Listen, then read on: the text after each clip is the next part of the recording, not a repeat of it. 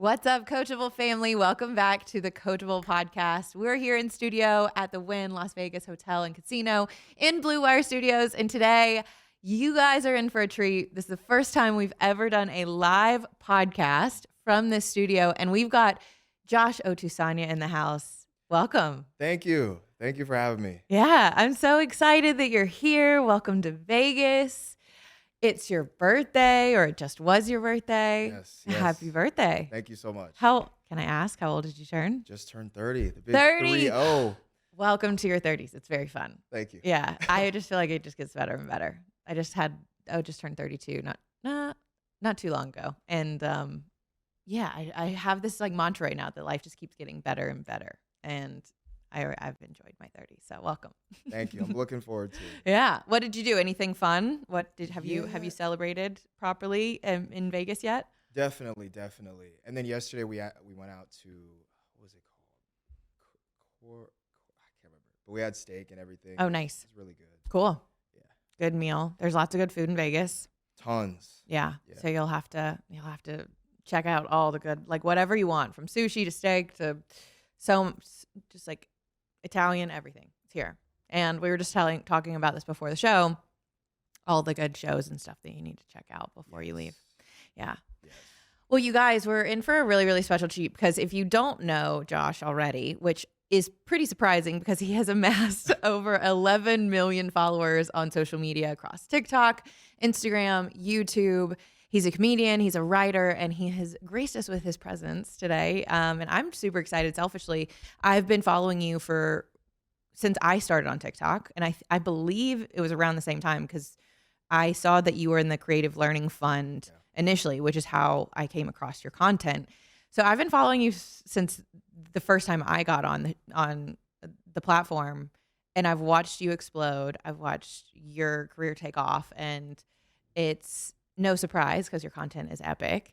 So I just want to first just like say congratulations on all of the success you've had because you're a big deal. Thank you. That really means a lot. And also, it's just really great to meet you in person. Yeah. Because we've been connected for, at least 3 years Yeah. now? Mhm. Yeah. So this is awesome. I know. I'm happy we're able to make this happen. I am too. And I appreciate you, letting me know that you're in town because we'd talked about doing this, and then it made sense for us to do it while you're here for your birthday.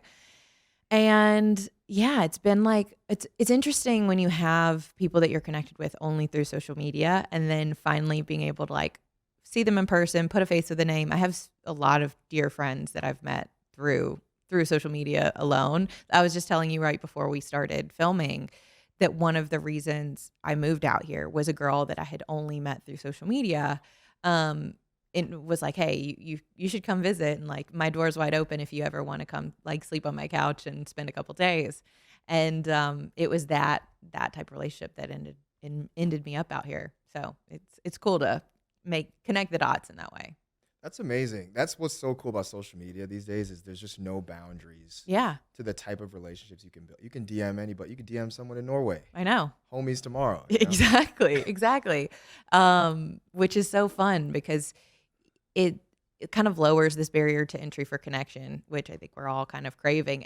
But there's two sides to that coin. You can get out of it what you're looking for, I think, in terms of connection and relationship building and community and that kind of thing. And it also obviously is you being in this industry in the same way I am, knows a lot of people feel super isolated and more disconnected than ever too. But that's one of the things I really, really like about your content and what you do, which we're going to get into. But before we do, I just want to get to know like you as a person. Like that's like, where did you grow up? Where are you from? And what were you doing before you started social media? Like how long have you actually been doing social media like as your career? So, Great question. Yeah. So where are you from? Let's see. I'll take it way back. So my parents came from Nigeria.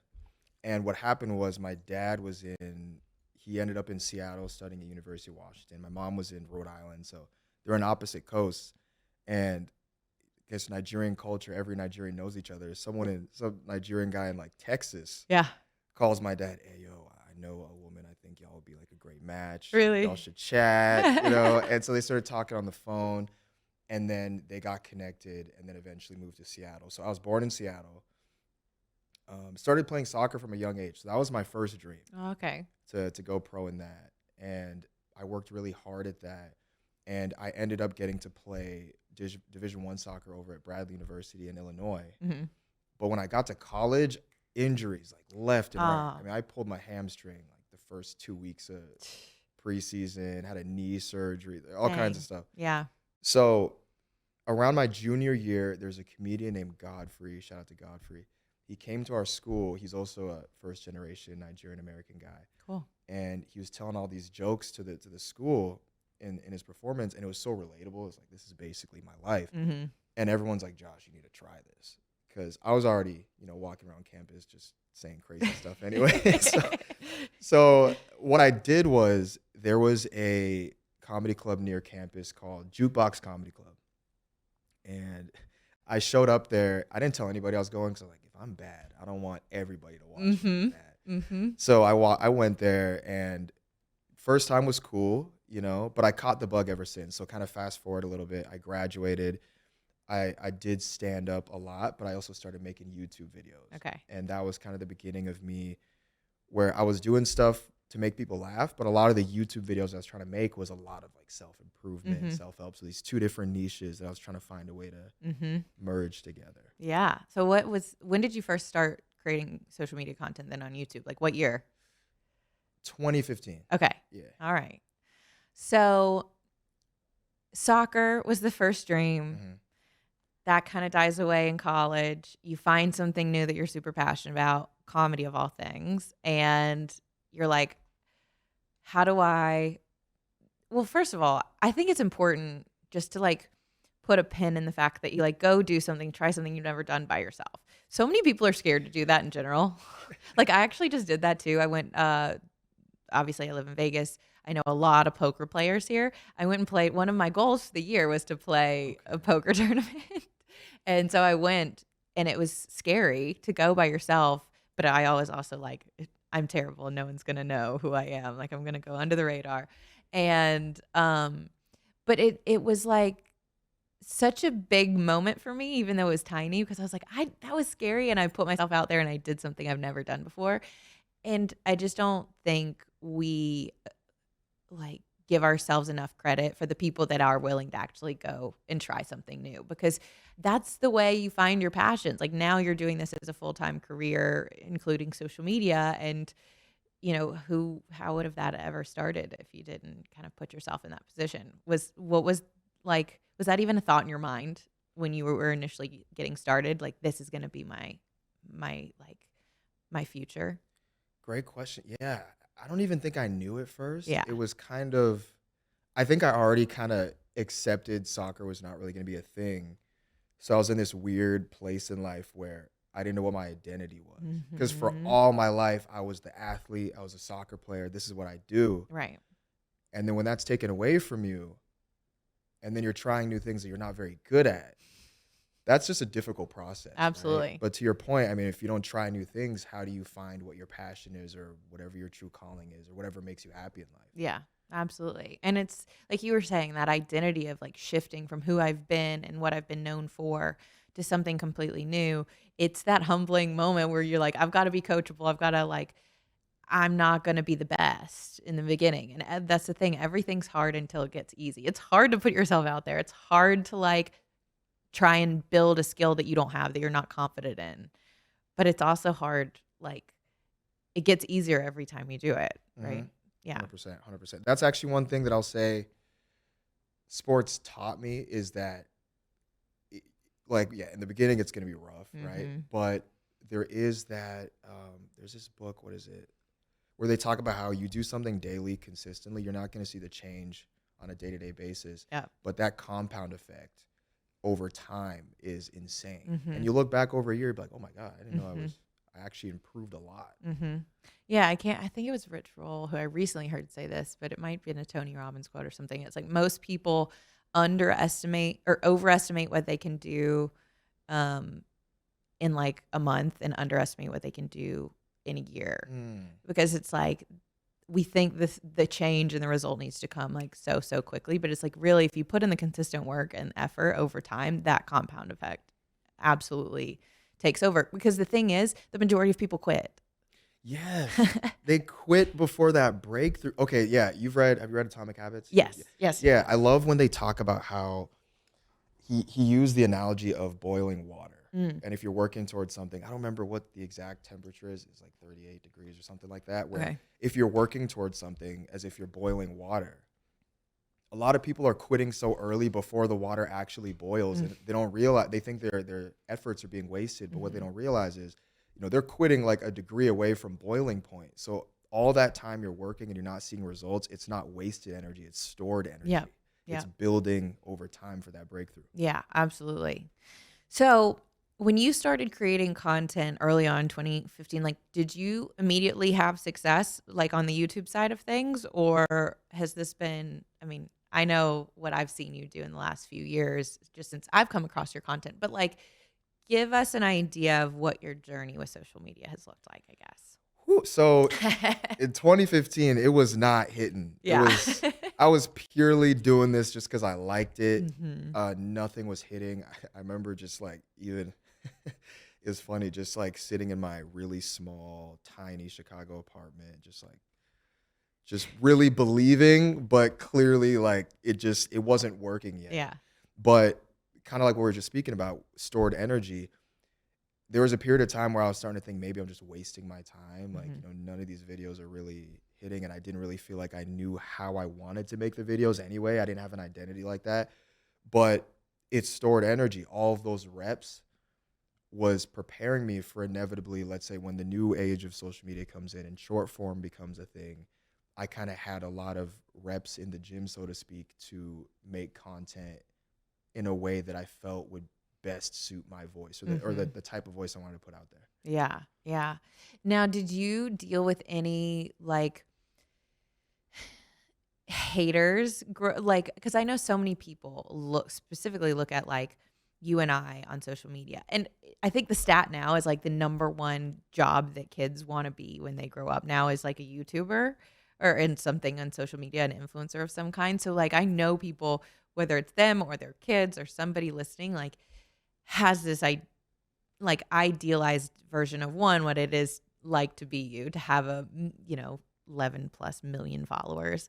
So we want to talk about the realities of that come with that and how you got to that point and kind of illuminate what that can be like. But um a lot of people I think stay on the sidelines of their life and don't really get their feet wet, don't get in the game, don't put in the reps in the practice because they're afraid of what people are going to think.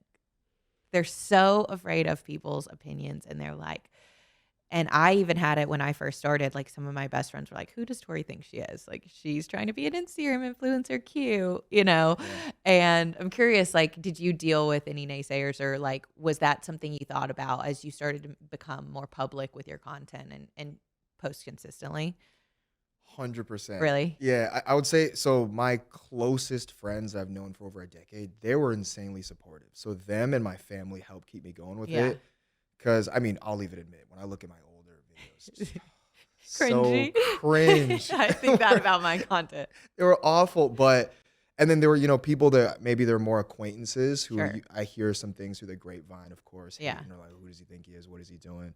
But I think having a solid support system that at least encouraged me, hey, keep going, keep going, keep going.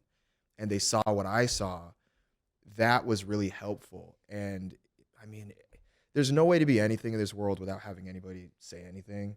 I think if whether one stays on the sidelines, someone's gonna have an opinion, and then if you hop in and play in the game, they're gonna have an opinion. So Mhm. might as well just do what makes you happy. Yeah, yeah. I always heard if people aren't talking about you, you're really not doing Right, much right.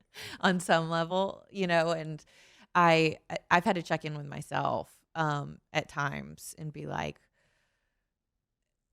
what the best thing I can do is just be myself. Hmm. And like if I like myself, that's really the only approval that really matters. Like I even took my clients through this where I was like, I think Brene Brown started it, but she was like, draw a like a square or box on a piece of paper, and she was like, inside of it, write all of the names of people whose opinions actually matter to you. Mm, Like that's really. powerful. And then if it's not for me, it was like two or three people. It wasn't a ton of people. Like that your opinion would actually impact how I choose to show up in the world potentially. Like I take your opinion that seriously that I would stop and consider and maybe rethink or get a new perspective. And I think that's an important thing for people to like hear and think about, because how often do we let, acquaintances or people we don't even know, especially people on that just have like to be bots online and like leave comments, impact how we view ourselves and maybe how much we're willing to show up and like put ourselves out there because we're concerned about what people think. And yeah, and I mean, I don't think if anyone's actually going out there and hating on people, I feel bad because I just don't imagine someone who's actually happy in life going out of their way to do that. I remember Hmm. one time I made a video, just such a helpful video, just about like, hey, try this to hopefully help you, fall asleep faster. I And love that video. right? It's the 478 or something. Yeah, Was it the yeah, yeah. breathing one? Yeah, Yeah. there's that, and I try to find other ones that I've Yeah. tried, and it's helped me out. And I remember I saw one comment that was just like, it was just like a paragraph where they're just hating on me, right? And I'm looking at this like, this is just such a genuinely helpful video. So I wrote back, I said, hey, I hope all is well. Mm. I don't really know where this is coming from, but Yeah. I genuinely hope everything's well. And this person writes me back a massive like paragraph saying, honestly, I've just been going through like a really rough month, Oh, and wow. I just kind of felt like taking it out on you and blah, blah, like just open up about all this stuff. And I'm like, see, sometimes it's not even about us. They just need somewhere to project some of what they're going through on. Yeah. It's like a release of energy in that they just like need to get out. Yeah. And oftentimes it's not, it's not funneled in a positive way, unfortunately. And sometimes a lot of, online creators can be the butt of someone's Yep. unreleased and unprocessed emotions. But it's true. And I think the way that you handled that is perfect in the sense that it's just like, you really never know what people are going through, honestly. Um, I'm curious though, as you started to when did like things start to click for you in terms of your growth on social media, and how, like, was there a time when you were like, oh, things have just taken a turn and now this is actually like maybe this is going to work for me? When was that in your journey? Great question. I would say, yeah, I think there was a period of time where it felt like, oh wow, I'm seeing just more of a wave of like everything in terms of likes, comments, engagement, views, like more opinions. Mm-hmm.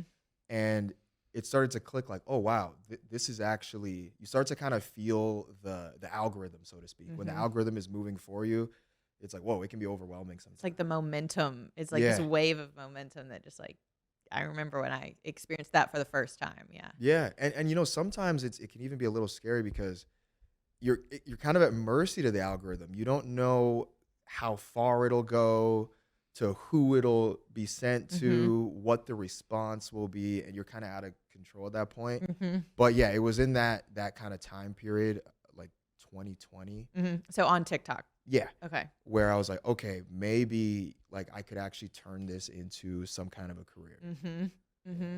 I remember one day waking up. This was so Josh and I think you participated in this. Correct me if I'm wrong, but I started something called the Creator Learning Fund, where the first thing I was like asked to do was create 40 videos on TikTok. I've never publicly like talked about this, about how I got started. But like I was paid like $1,500 because this was the height of COVID, where it was they were wanting more, like, to switch TikTok from more of a kids dancing platform to be more like have content for all users, because we were in the middle of COVID and they were like, we need to educate people. People are at home. They need content. And so I was brought on as like in the motivation niche. And it was in that period where I was posting every day that and given my background in social media was like minimal growth on Instagram. Like I had just only started using Instagram for my business like a couple months before.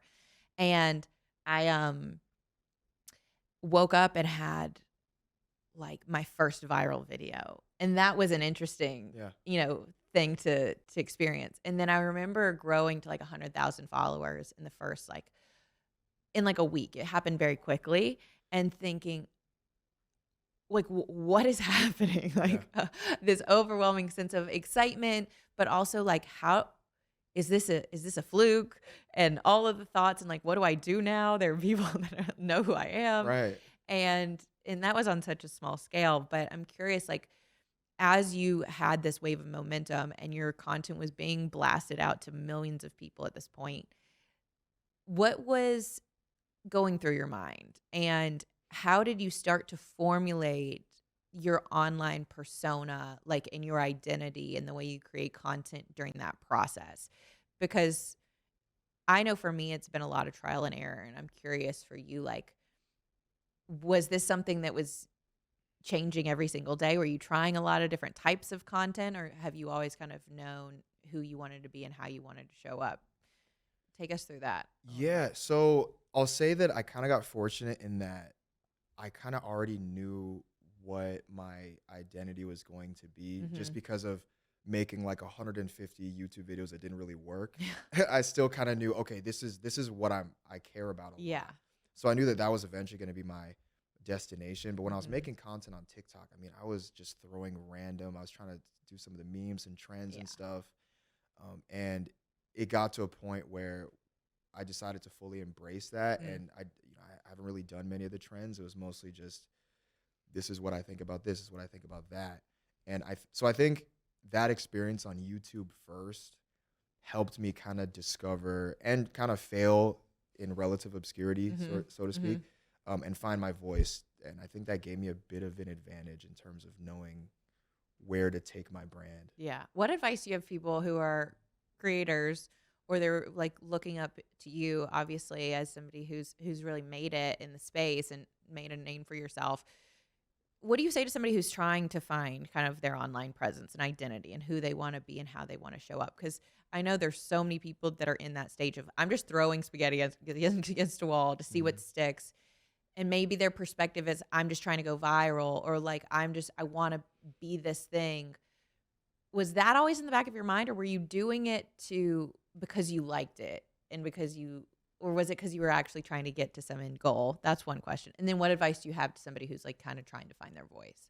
Yeah, so for the first question, I definitely wasn't seeking virality at Yeah. first because it got to a point where I was like, I don't care about doing the trends. So I was just making general videos on like Yeah. talking about friendships, talking about goal setting, that type of thing, which in my mind at the time, I was like, I don't know if this will take off. It seems Sure. like what goes viral is like the dance and stuff. Right. Um, but and then for the second question, the advice I would give is I'll do multiple things. So first, I would just ask people who you feel really know you, what do they think you're good at? Mm. Because sometimes they might see some things in you that you don't see in yourself. Mm-hmm. And I've had people say to me, Josh, I feel like you give pretty good advice. Like whenever I ask you questions, like you give me some stuff that actually helps. So I would ask people close to you. Number two, I would literally sit down and write down on a piece of paper, like, what do you genuinely like? What Mm-hmm. is something you could talk about without getting paid for it, but just because you love to talk about it? Yeah. Because when that's sorted out, then it's going to make the whole monetizing thing later a lot easier. And then the third thing I would say is don't be afraid to try stuff. Mm. I've had people ask me for advice on that specifically, and I'm a big. There are multiple periods of time where I would open up like a Google Drive sheet and I would write down like maybe 5 different types of videos, and I'll just throw them all up there. And the ones that bomb, I might just get rid of them. But then there might be a couple new things that I tried that actually worked, and I Mm-hmm. can run with that. So the only real way to find that success is to not be afraid to fail and just throw stuff out there. Yeah, definitely. I think that's really good advice. And in terms of your process, like I'm curious, are you a type of creator that like creates on the fly and when you're inspired, or do you have like time that you sit down and strategize, like, and you come up with content ideas? Because I know everybody has their own way of doing things, but it sounds like you have some sort of process, and I'm curious what that looks like for you. Yeah, it's kind of all over the place. I would say a lot of my most successful videos came from me just walking around. It's kind of the same way I try to write stand-up material. I'll write an idea down, but then I'll just walk around and talk it out, and it comes out more conversational that way. And Mm. a lot of my videos too will have skits, and I've written entire skits just by talking it Mm-hmm. out instead of writing it. So I tend to make videos too, like on the day. Mm-hmm. I need to be more organized I'm with the, it. I am the You same know, way. it's just it is stressful to get up every day and be like, all right, what is What are it? we creating today? And I would say I'm probably going to be way more efficient if I batch record. But Sure. if I'm being completely truthful, it's mostly on the day. What do I feel like Mm-hmm. making? And then I try to create something based on how I'm feeling in the moment. Yeah, I'm too. And I don't know if that's always the best advice, but it's honest because for me, there was just this resistance that I would experience every time it felt forced. It was like, Mm, okay, I have to create a video and it has, like, I need to think about all of this stuff ahead of time. I think I always wanted to lean on the air of like, what am I feeling inspired by right now and speak from that place mm. instead of like trying to have and curate the perfect video. And everybody has their own process. So that's why I was curious, like Yeah, if you're one of those that's very methodical and like I wish. thinking about, okay, this is how I'm gonna do a hook and this is the topic and I've looked up all these keywords, like some creators go ham with it. So Yeah, everybody I has wish I was. It would probably help too. Who knows? But I yeah. wish I was. Yeah. What is your relationship like to social media outside of your work? I'm curious, like, how do you balance being on your phone and just like also being like living your life? I'm curious, like, if you have any certain tips or with how to balance like being a content creator and like not being completely consumed by your phone 24/7. Yeah, I would say compared to maybe, yeah, I mean, a lot of other influencers I know, I'm very, like, I keep it pretty separate. I Mhm. mean, I've been told I need to post more Instagram stories, but for me, it helps keep me sane where I'm not so in my phone. Yeah. So typically when I post my content and I do what I got to do, I'm kind of off Mhm. social media, Yeah. and it really helps me stay sane and to kind of balance Yeah. everything. Yeah. Whereas, I mean, yeah, I see some people where it's 24/7. And if it works for them, it works for them. It doesn't really work for me. Same. So, I know. I tend to do the same thing too. It's just like when I'm on social media, it's typically work related. mhm. Like I don't spend a ton of time um on it outside of that, but it has seasons, I guess. It just depends. You mentioned like your identity online is really this mix of personal development, life advice, life hacks, tips, and comedy, which I love and I don't see a ton of people doing. Where did your love for personal development come from?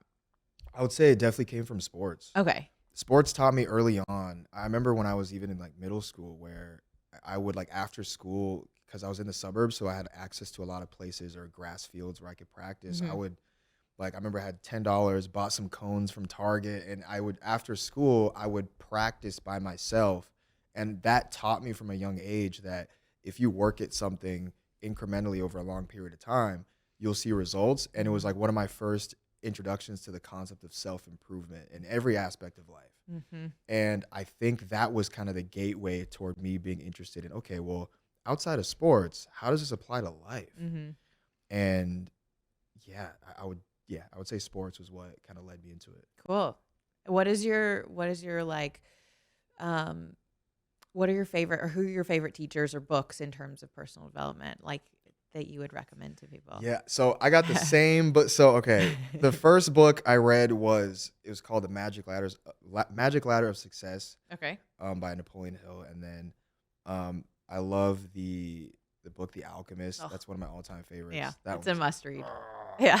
I also love Seven Spiritual Laws of Success, Mhm. Deepak Chopra. Mhm. Particularly, I love his the law of giving and receiving, and how important it is as you find success in life to give to the next person and let it flow through you and Yeah. have an abundance mindset. Those are three big Yeah. ones. Yeah, I love Atomic Habits. We spoke about that. Yeah. There's so many great So many books. good Yeah. books. So many good books. Well, it's interesting. I what I love about your your content and I feel this way about my own work too. Is like in order to continue to have content to share, I have to continue to do work on myself. Yes. Yes. Do you find that? 100%. Yeah. Yeah. It's true because there was a period of time where I was like, all right, I've exhausted everything I currently know. So if I need to keep making content, I need to like read books and learn things. I was just listening to a podcast on the way to Vegas and I Uh-huh. was like, ooh, I can make a couple videos on that. that's the process to keep educating oneself. Yeah, definitely. Do you have a preferred way that you like get new information? Is it books? Is it like do you listen to a lot of podcasts or do you like have certain speakers that you listen to? Like what what do you jam out on? I'm Yeah, curious. so it's all over. So Yeah. for example, like my TikTok feeds are typically Yeah. self-improvement. So I always learn something new that way. Mhm. I'm a big fan of just popping up like a random YouTube documentary Yeah. or Same. yeah, or Netflix or Same. audiobooks are big, Yeah. podcasts. So I mean, I'm kind of a self-improvement junkie and all Yeah. that. So I'm always learning something new in some way, shape, or form. Yeah, definitely. Me too. It's funny because I'm like, I can feel when my content gets stale or Mm, like when I'm just regurgitating something that like I've heard before or not just something I have heard from someone else, but like you said, I've shared what I know and I need to continue to like learn and then apply mhm. this new information because I saw there was actually a video of yours talking about actually applying what you know, like knowledge isn't power. It's like all about application. So I'm like, it keeps me accountable sort of in my life and in my own development because I'm like, I can't ask these people to do something I'm Yeah, not doing myself, you 100%, know? 100%. Yeah, yeah. So talk about comedy a little bit. Like, who are your favorite comedians? Oh, so one comedian, he might be my favorite. I mean, Hannibal Buress. He's not really making or doing comedy right now. He's kind of jumping into the music Oh, space. cool. But I started comedy in Chicago, and he was a guy that he came through Chicago first. So he was one of the first people that I was introduced to in the Chicago comedy scene. And I mean, his humor is just great. Yeah. He would make jokes about the most random things. Like it could be like pickle juice for Oh, crying out I loud. love pickle juice. You're right. So Yes. that was one of my style of humor has like goofy elements too. So Okay. I like he was definitely one of my bigger inspirations. Cool, cool. There's always good comedy coming through Vegas. Matt Rife, do you know who he Oh is? yeah, What he's do you think of killing it. Matt? He's great. He's Yeah. killing it. And he's a guy who'd been going for over a decade, and it's only recently through TikTok that everything finally opened through for him. So that's another example of just like going at something on a daily basis until you finally hit that boiling point. Yeah, staying committed to the process and like what you love and also just like continuing to innovate. I love watching his content. He's doing, I know, his first like world tour or something. He's coming through Vegas. I wasn't able to get tickets. I was trying to get tickets. They were Mhm. like sold out Sold so out. quick, which is amazing. And I saw something on your Instagram recently that you sold out a comedy show in Iceland. Is that right? Yeah. We went to Iceland last year and we're like, why don't we do some comedy? And I did make a few posts on like Instagram and everything. And Yeah. because when we were in Iceland, so this was actually the first moment where I actually felt kind of how far social media stretches because when we were in Iceland, there were multiple people in Iceland like Josh, huge fan, huge fan. And I'm like, what? This is Iceland. And Right. and this was like, this is my first actual trip since the pandemic had Mhm. like kind of came and somewhat went. So it was weird to kind of experience that. Yeah. And so, yeah, I mean, a lot of people showed up. It was a great show. And I was like, I think I want to kind of like what Matt Rife is doing, right? Just like go on some kind of tour, meet more people Mhm. in person and that type of Mhm. thing. I mean, there's plenty of content to be made from something Yes. like that. I think you should do it. Yeah. Absolutely. That would be so fun. And I think that's the thing. It's just like call on your audience, like give them the opportunity to say yes. They're not going to, if it doesn't exist, they can't come support, Right. you know? So I would say, I think you should go for it. Yeah. That's so fun. So when it comes to, like seeing how far like social media actually stretches. I'm curious, do you have any crazy stories about people you've met or people that have recognized you? Like, do you get recognized a lot when you're just out and about? Yeah. Yeah. It's funny too because it's either they'll come up and say hi, or you could just see like you'd be chilling. Like I'll be chilling. I've seen this at the gym too. I'll just be hanging out, Yeah. and then someone will just kind of be like, then they'll watch them take out their phone, and I'm like, yeah, yo, it's me, man. Like, Yeah. I knew it. Oh my god. But yeah, it's cool. It's often I like meeting people and everything, Mhm. so it's not too much of a.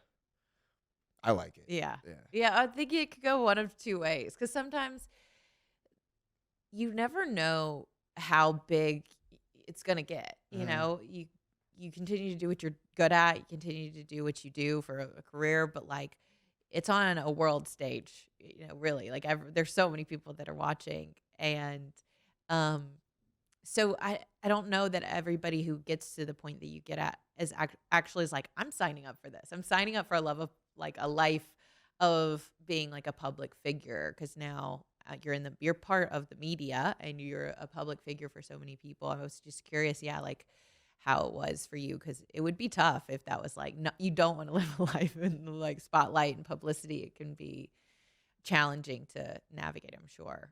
Yeah, well, to your point, right? It's you can't really control how much it scales. So I'm sure I'll It say can get this. out of hand real quick You're if you're right. like, I Like was just doing this for fun and now I'm famous. right. Like I've seen, I mean, you take like the hyper famous people, like Hmm. the Justin Biebers or Drakes or whatever of Yeah. the world, and just looking at them, I mean, they can't even go to the grocery store. Yeah. Like I love going to the grocery store. So, you know what I'm saying? Yeah. So yeah, I mean, at that point it'd probably get a little bit cumbersome, but Hmm. Yeah. Yeah. It would be tough. I'm curious, like, what do you think are the biggest misconceptions about that people have about like you or your life or your lifestyle, or just given the sheer amount of success that you've had? Like, what do you think are misconceptions either people have about you and you are like, or just what it's like to be an influencer celebrity on this level like you are? so yeah, definitely it's that they think being an influencer typically involves surface level content that's probably not having a net positive result. It's a Uh-huh. lot of sensationalized stuff, whether it hurts people or not, just done to make views, or maybe even, it's like all the stereotypes, right? Like the influencer who's not really paying attention to the people they're with and just like trying to, take pictures the whole time. Yeah. And um, fortunately, and we're in this space. I mean, I think we're both symbols or examples of, in TikTok or Instagram Reels or any social media platform, there's really valuable content out there. Hmm. And I've heard a lot of people who don't know a lot about the space. They say, "Oh, it's all trash. It's all mindless." But like, no, there's actually really valuable content. I've learned so many great life lessons. Yeah. Yeah, there really is. I mean, and how many people are now it's like part of the news of like what's happening, current events too. Mhm. Like part of creators now are just like getting so involved with just like what's happening in real time and garnering huge followings, or just utilizing their followings to like get information to people, which is crazy. Yeah. I totally agree. What are you working on right now, like that you're excited about? Like, is there any projects that you're currently working on? I know you were mentioning possibly like flirting with the idea of doing a tour for comedy, but is there anything that's like currently new in your world that you're Yeah, I mean, I working on? got a few things I'm playing around with. Yeah. So I've been writing a lot of scripts for Hmm. like potential TV shows and that type of thing. And I'm also I've been thinking of a concept for what would be my first special, my first Hmm. stand-up special. And Mm. I think I want it to be around mental health and like that type of thing. Yeah. And I've been thinking about doing a lot of travel, potentially going to Europe for a period of time and being in an environment that will change me as a person, Hmm. which would change the art. And then yeah, outside of that, I mean, I'm open to everything at this point. It's a season of yes, so to speak. Yes, I Yeah. love that. So I had our team pull something because I saw something recently that you posted on your social media. If we could pull that up, it's a photo of you in New York Oh City. yes, yes. This is a photo of Josh in New York, a massive photo of your face. I'm curious, like, what was this? Where did this come from? What was the reason behind it? And what was that moment like? Yeah, so it was shout out to the Carrot team. So Carrot is a company that provides financial services for creators. And one of the founders, shout out to Eric, they live in LA, and just through like being friends and hanging out. Yeah. I think at one point they had like a little get together at their place, and I stayed after, helped clean up and everything. And I never asked for anything. I just trying to be a genuine person, and he Yeah. just kind of out of nowhere just offered and said, "Hey man, like, would you be open? Like, I can do that for you. Hmm. That'd be really cool." And I was like, "Oh, awesome!" And I think that's just is an example of because I think in LA there's a lot of like people trying to social climb, or how do I get this and that from the next person. But I Yeah. think it's sometimes refreshing to be a person who's like, "Hey, I'm interested in actually getting to know you genuinely," Yeah. and being the putting out the energy you want to receive Hmm. in the world. Well, it goes back to what you were saying was one of your favorite kind of spiritual laws of success Mm. from Deepak, which is about giving and receiving. Yeah. Yeah. Yeah. It's just like the energy from which you show up and that you emanate just like joy and goodness, and like you're just there to support, not what you can get out of something. What can you give? How can you be of value, even if it's just with your presence or your attention or your time or whatever. It's how much that ends up coming back full circle to you. I've experienced it so many times. One of my mentors who's been on the show and records here, he always says, be more interested than interesting. Mm. Like, everyone is going to sit down with you and think you're interesting, obviously. But they expect, I think, people, especially with large followings, and I think it's probably, they're used to it. Everyone's interested in them. They can be like, oh, I am a very interesting person. Right. You know what I mean? Everyone wants to talk to me and get to know me. But if you go into conversations and you're curious about the other person, and you're like, hey, tell me about you. Tell me more. I want to know. Like, there's immediate like rapport and connection, and I think people want to give back to you. It's like I started this like tiny little fun thing. I started creating stickers a couple months ago, back when I first started going to music festivals. Came out to Vegas and started going to music festivals and I'd never done that before, but I started creating these little stickers that said different sayings on them. And what I found is every time I would give something to them, even if it was a tiny little sticker, people immediately wanted to do something in return. Mm. They wanted to give something back to you, and so they would look for like anything they could give. And in the festival scene, there's this whole idea about plur, and so we share like candy, like these like arm bracelets back and forth. So you give one away, and somebody gives one to you. But that concept is one where I think it ripples and affects every area of our life, which is really like, what is something small I can do for you? And people want to return the favor. They want to see like you succeed because you've made some kind of impact on them, has been my experience. So that's cool. 100% law of reciprocity. Yeah, Made a video on absolutely. that too. Yeah. Yeah. It's great. I mean, yeah, it's just creating an environment. I mean, if everybody is giving and everybody is seeking out the best interests of each other, that's just an amazing society. Yeah, I want to live in that. Yeah. Yeah, exactly. What do you hope that people take away from your content? Like, what's your message, like, that you want people to hear, like, and be inspired by? Like, ultimately, why, like, what's that thing that you hope people take away? Yeah, well, I mean, my mission is to, create content that leaves a positive impact on the next generation, Mm-hmm. even though anybody can connect with my content. And so I hope that anybody who sees my videos can see that. I mean, it doesn't take a lot to get started, and none of us are perfect either. I think sometimes there's content out there where there's people who present themselves in a way that's like, I have zero flaws. Yeah. But I hope people, if they come to my content, they can see that, hey, look, like, none of us are perfect. It doesn't take a lot to get started, and we're all a work in progress. Yeah. Every single one of us is working on something where none of us are perfect. Yeah. Yeah, I completely agree. And I think that's definitely what I get from your content. I always leave inspired and like laughing and but also like learning something. And I think we underestimate the importance and the impact of how many people are better for that little piece of content that we think it ultimately might have taken you only a few minutes to create, but genuinely I think it might be the first time someone's ever heard that thing, that tip, that piece of advice, that perspective. And it's easy to forget that when it's a part of the culture that we're part of, right? Like, we talk about personal development all day. I hang out with people that speak the language of self-growth and are working on themselves and are in therapy and doing like, are aware of their mental health, right? But I think sometimes it's easy to lose sight of the fact that someone somewhere might be hearing that thing for the first time. Mm-hmm. It's so elementary maybe to you or to me, but it's like that could be life-changing for someone else. 100%. Even just to piggyback off of that, it's why it's important sometimes to be like reposting content. I think from a content creator perspective, a lot of us feel like we have to have a brand new piece of art every day. Yeah. But sometimes if a message is really powerful, like, throw it up there again, because like what you said, there's gonna be someone out there, it's their first time Mm-hmm.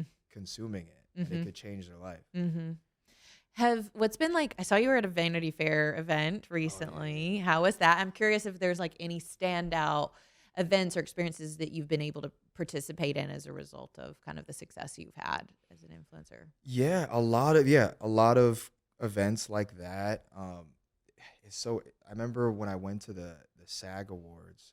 Um, Shout out to Caleb McLaughlin from Stranger Things. Yeah. I remember when I Love that ran show. into him and he was like, "Dude, I love your videos." I was like, "You've seen my Wow. content? That's crazy." You Yeah. know that it was moments like that's like, "Oh wow, okay, this is cool."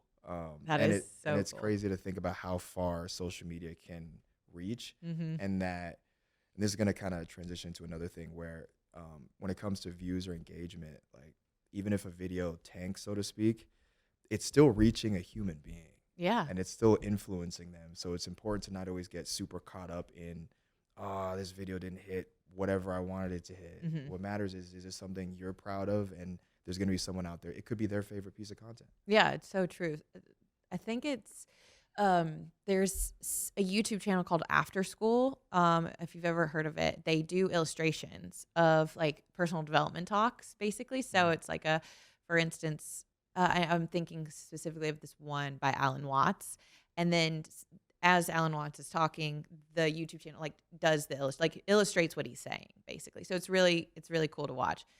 Um, and he talks about in that video, it's all about what happens when you only pursue pleasure, Mm. and that it ultimately ends up in a pursuit of pain.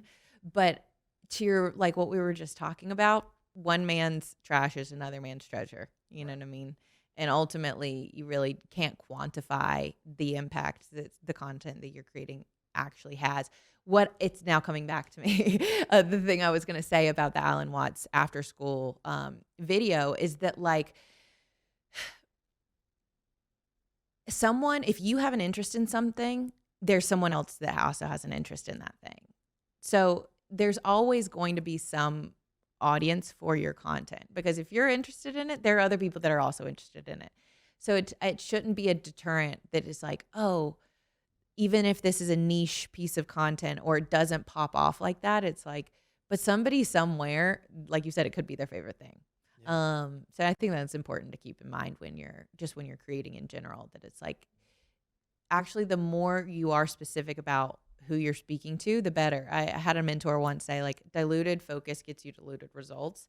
And so often in my content, I think originally I was just trying to speak to everybody. I was like trying to have such a broad lens that I was like trying to make everyone like me and wanted everyone to hear the message. And I'm like, actually, I'm talking to a very specific person. And the person I'm best equipped to speak to and like talk to is like who I used to be. Mm. Okay. So I think about that a lot when I create content now. It's like I'm Yeah. speaking to a younger version of me.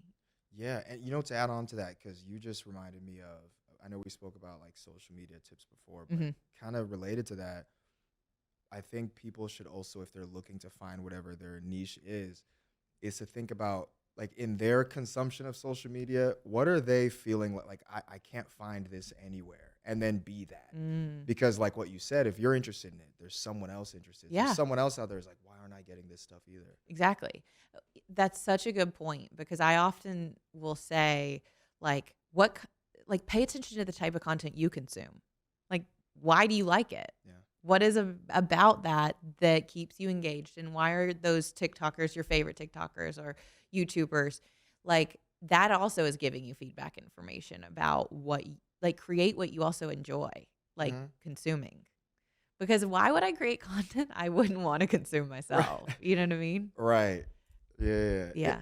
It's funny. You just remind me of another thing where I've met people where they're like, they'll make content, but then they, in a weird way, that like, it's kind of an unfortunate thing, but they'll say, "Oh, I don't like my audience," or something. Like they'll meet their fans in person or something, and that always confused me, because it's like your vibe attracts your tribe. It's Right. like you're attracting what you're putting out. So if you're making something that you genuinely care about, you're attracting people who are interested in that same thing. Yeah, definitely. Definitely. Um, cool. This is awesome. I'm excited for everything you've got going on. Like, can you tell people, if they're crazy enough not to be following you already, where you are on social media and how they can find you? Yes. So You can find me on TikTok at Josh Otusanya, Otusanya. Instagram, Josh dot Otusanya, Otusanya. YouTube, same thing. Yeah. And yeah, everywhere. Just Google. Yeah. It's out Google him. He's there. out Yeah. there. We're going to put all of that in the show notes for you guys. Do yourself a favor. If you're trying to get better at life, you want to follow this guy. He gives you a ton of great tips, things you can actually implement into your life, helps you get a different, bigger, brighter perspective. Because here at the Coachable Podcast, we're all about building lives that feel as good as they look. We bring on some of the best experts in the game to help you level up in life and business. And this guy is one of them.